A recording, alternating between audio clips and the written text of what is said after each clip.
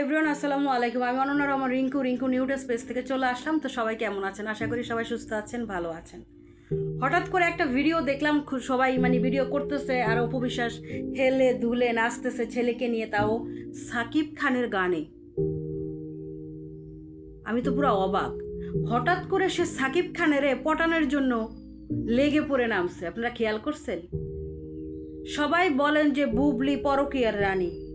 এখন বুবলি কিন্তু পরকীয়ার রানী না, বুবলি ডিভোর্সি ছেলেকে বিয়ে করছে। আর অপু বিশ্বাস এখন বুবলির জামাইকে নেওয়ার জন্য, বুবলি সাকিব খানের সাথে গান করার জন্য, সাকিব খানের সাথে ছবি করার জন্য এখন পোলাকে নিয়ে মনে করেন যে রাস্তা নেমে গেছে।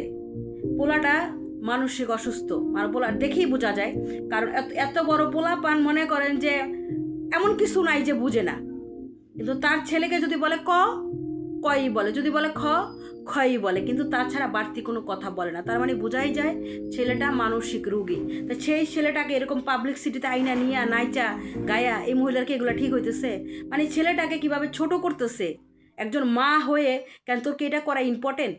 এই যে এগুলা করতেছ, সাকিব খানে যদি তোরে ভালোই বাসত, সাকিব খান যদি তোর জন্য জীবন জীবন সব দানই করে দিত, তাহলে এতগুলা মহিলার সাথে কিভাবে সাকিব খান পরকীয়া করে, তারপর বুবলিলাকে বিয়ে করে ফেললো? ঠিক না? দুনিয়া নায়িকাদের সাথে তার গুজব ছড়াইছে, সে এইটা ওটা করতেছে।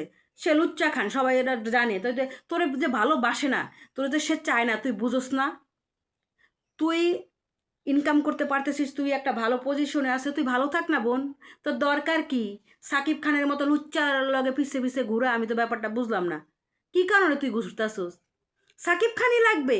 কি এমন দিল সাকিব খানে তোরে যে সাকিব খানরে তুই বলতে পারতেছস না? এত কিছু করার পর একটা বেড়া মানুষ, আমি বুঝি না। যাই হোক, ভিডিওর মাঝে দেখতে পাবেন আপনারা। তো অপু বিশ্বাস কেন এগুলা করতেছে, আসলে কার জামাইকে কে নিতে চাইতেছে, এটা আপনারা ভিডিও দেখলেই বুঝতে পারবেন, বুঝছেন? তাহলে এত গান থুইয়া, বাংলাদেশে এত না সুন্দর সুন্দর জনপ্রিয় গান থুইয়া সাকিব খানের গানেই কেন নাচতে হবে বলেন? বহুত কিছু, চিন্তা করলে বহুত কিছু। সবাই সুস্থ থাকবেন, ভালো থাকবেন, রিঙ্কু নিউজের সাথে থাকবেন।